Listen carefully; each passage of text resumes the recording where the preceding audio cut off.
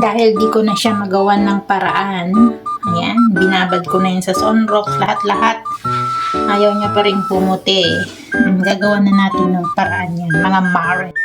Wow! Ayan, wait lang.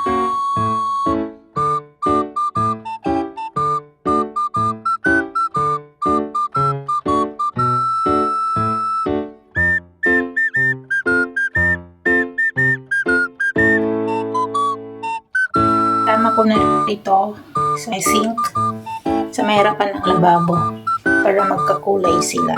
Dati ko na itong nilagyan. Ayan, nung dumating ako dito, nilagyan ko na siya. Palitan natin ngayon.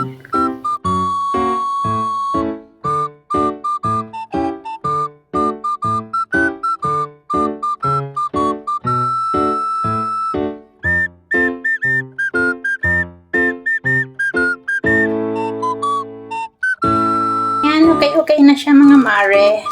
Ayan. Wala na yung brown niya.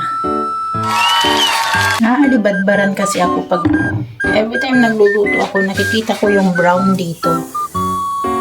Nagbi-video ako. Marami pa namang basher sa ano.